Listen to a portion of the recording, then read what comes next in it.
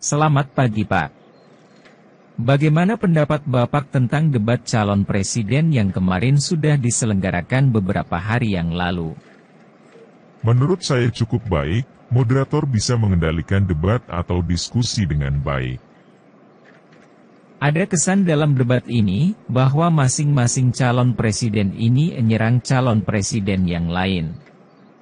Iya memang, saya juga punya kesan seperti itu.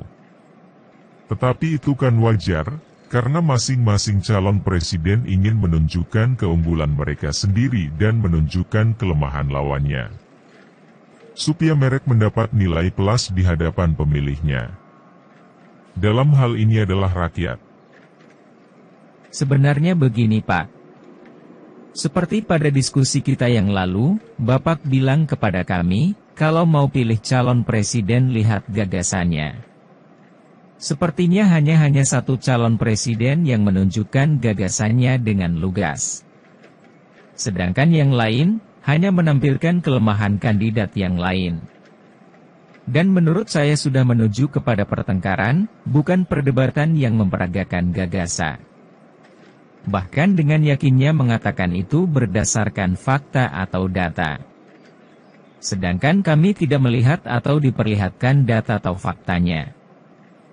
Yaitu tadi, pada awalnya saya sudah katakan bahwa itu adalah strategi untuk memenangkan perdebatan ini. Jadi mungkin segala cara dilakukan untuk menjatuhkan saingannya. Saya katakan segala cara, seperti misalnya data yang tidak jelas. Bahkan salah satu kandidat menawarkan kepada calon presiden yang mendebatnya, apabila Bapak membutuhkan data itu nanti akan saya kirimkan kepada Anda. Oh iya, data yang dikatakan sebagai citra satelit pada malam hari itu ya Pak. Yang menurut beliaunya sebagai data ketimpangan pemerataan penyebaran listrik atau energi listrik kepada rakyat itu. Terus isu ini dimasukkan sebagai kategori ketidakkeadilan. Iya, tetapi itu sangat membingungkan Pak. Bukannya data ditunjukkan kepada rakyat, malah mau diberikan kepada kandidat pendebatnya. Saya malah berpikiran bahwa data itu tidak ada, atau mengada-ada supaya semua yakin bahwa itu benar. Kalau menurut saya, data pelanggan listrik atau P-liter-N kan mudah didapat, bahkan di website P-liter-N atau PJB saya sempat mengintipnya. Dan data pelanggan P-liter-N yang dikatakan kandidat tersebut sangat tidak relevan. Sekali lagi ya, saya katakan bahwa itu strategi untuk pemenangan kandidat. Kalau Anda berpikiran dan menyimpulkan seperti itu, maka saya menganggap bahwa Anda sudah cukup cerdas untuk melihat dan menilai siapa kira-kira calon presiden yang Anda pilih.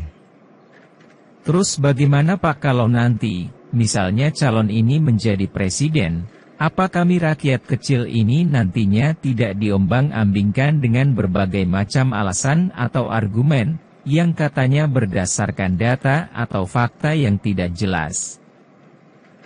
Nah itu tadi, yang saya katakan, Anda berhak tidak memilih calon yang meragukan Anda ini. Kan salah satu kandidat mengatakan bahwa, kalau Anda tidak setuju dengan ide dan gagasan kami, silahkan tidak memilih kami. Mari kita simak salah satu dialog yang kita dengar dalam debat calon presiden yang lalu. Mas Anies.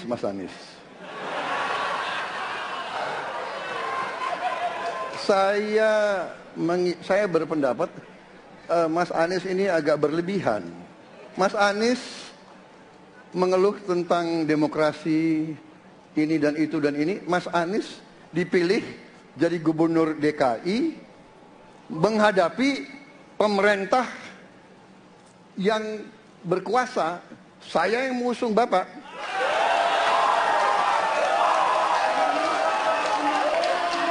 Kalau demokrasi kita tidak berjalan, tidak mungkin Anda jadi gubernur.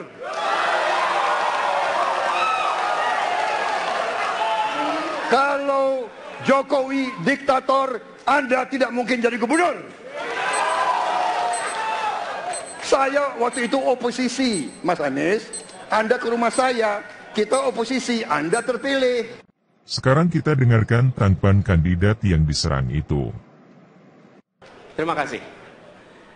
Ketika kita menghadapi sebuah proses demokrasi, di situ ada pemerintah dan ada oposisi. Dua-duanya sama terhormat. Dan ketika proses pengambilan keputusan itu dilakukan, bila ada oposisi, maka selalu ada pandangan perspektif berbeda yang membuat masyarakat bisa menilai. Karena itu oposisi itu penting dan sama-sama terhormat. Sayangnya tidak semua orang tahan untuk berada menjadi oposisi. Oke? Seperti sampaikan Pak Prabowo tidak tahan untuk menjadi oposisi. Apa yang terjadi? Beliau sendiri menyampaikan bahwa tidak berada dalam kekuasaan membuat tidak bisa berbisnis, tidak bisa berusaha. Karena itu harus berada dalam kekuasaan. Kekuasaan lebih dari soal bisnis, kekuasaan lebih dari soal uang, kekuasaan soal kehormatan untuk menjalankan kedaulatan rakyat. Loh, ini kan yang namanya habis manis sepah dibuang. Tadinya waktu menjadi kandidat gubernur sangat didukung dan sangat dibantu, sekarang malah diserang habis-habisan. Saya juga pernah mendengar bahwa beliau berjanji tidak akan maju pencalonan presiden kalau yang membantu suksesnya, beliau menjadi gubernur, maju menjadi calon presiden. Kalau ini dibahas lagi, berulang-ulang, nantinya kita yang bisa stres. Saya kira tidak perlu dibahas lebih lanjut. Perdebatan tidak akan bisa berhenti karena masing-masing akan menyampaikan argumennya sampai kapanpun. Biarkan saja mereka berdebat dengan argumen-argumen yang menurut kita tidak masuk akal. Yang penting kita sudah mendapatkan pandangan atau kesimpulan, siapa yang akan kita pilih nantinya jadi presiden kita. Tidak perlu kita dalami atau menanggapi mengenai polusi yang diperdebatkan. Kalau membaca informasi di media sosial, banyak sekali yang berkomentar bahwa kandidat 1 atau 2 atau kandidat 3 sangat menguasai materi debat. Dia unggul di perdebatan tersebut dan lain sebagainya. Tidak perlu dibahas atau dipikirkan lagi. Yang penting dari hasil debat tersebut, saya berharap kita semua sudah mempunyai kesimpulan siapa yang akan kita pilih. Seperti yang sudah saya katakan, bahwa hampir tidak terlihat gagasan para kandidat. Sepertinya para kandidat presiden maunya menyerang dan membalas serangan saja. Saya kira masih ada gagasan yang disampaikan oleh para kandidat. Silahkan kalau Anda berpendapat bahwa para kandidat presiden itu maunya menyerang dan membalas serangan saja. Silahkan, bila Anda punya pendapat sendiri mengenai jalannya perdebatan calon presiden ini. Mengenai gagasan yang muncul di debat calon presiden ini, mari kita simak penjelasan salah satu kandidat presiden ini yang menjelaskan gagasannya. Assalamualaikum warahmatullahi wabarakatuh. Selamat malam, salam sejahtera untuk kita semua. Om Swastiastu, Namo Buddhaya, Rahayu. Bapak Ibu yang sangat saya hormati, para hadirin pemirsa debat malam ini yang sangat saya muliakan. Saya dan Pak Mahfud mulai perjalanan pada saat pembukaan kampanye dari ujung timur Indonesia dan barat. Dari Sabang sampai Merauke. Hanya ingin mendengarkan dan ingin melihat secara langsung apa yang disampaikan oleh rakyat. Apa yang dirasakan oleh rakyat, sehingga ketika kontestasi 5 tahunan ini berlangsung, harapan itu ada dan masuk dalam pikiran seorang pemimpin. Satunya pikiran, perkataan, dan perbuatan. Ini sesuatu yang sungguh penting. Di Merauke kami menemukan pendeta, namanya Pak Leo.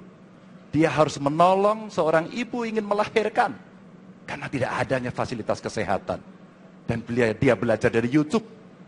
Sesuatu hak kesehatan yang tidak bisa didapat.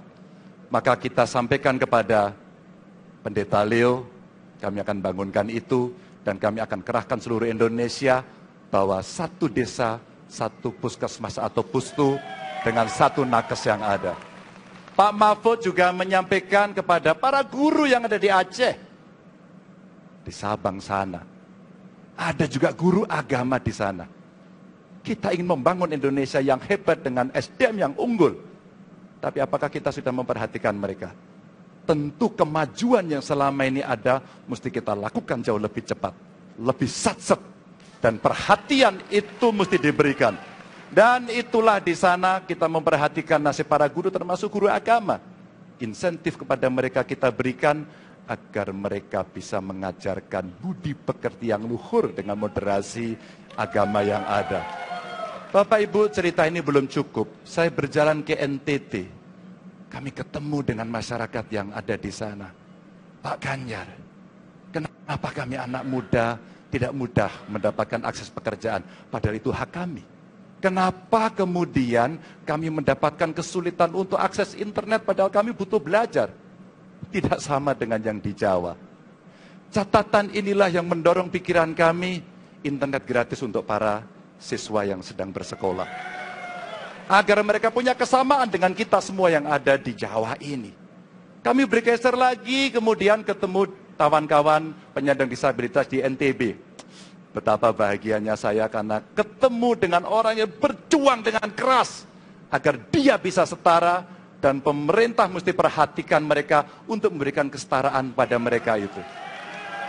Tapi Bapak Ibu, saya mendengar ketika demokratisasi mesti berjalan dan demokrasi mesti kita jaga bersama, ada Ibu Sinta yang ketika menyampaikan pendapat harus berurusan dengan aparat keamanan. Ada Melki, ketua BEM, yang kemudian ibunya harus diperiksa. Maka yang seperti ini harus usai. Dan mereka bisa mendapatkan kebaikan-kebaikan kalau governance terjadi. Maka yang ada di Kalimantan kami temukan. Masyarakat Dayak, mereka suku-suku yang ada, libatkan dong kami agar kami bisa mendapatkan akses yang sama. Semua ini bisa berjalan kalau kemudian pemerintahnya bersih. Pemerintahannya bisa akomodatif. Dan kita sikat korupsi itu tidak dengan kata-kata, dengan keseriusan. Pak Mahfud adalah mitra saya yang selama ini sebagai Menko mengeksekusi itu dengan baik.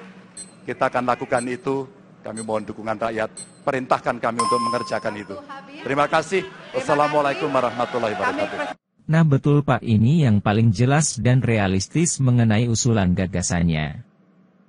Saya kira sekian dulu diskusi kita ya. Jangan lupa berpartisipasi di acara pemilu 2024. Terima kasih.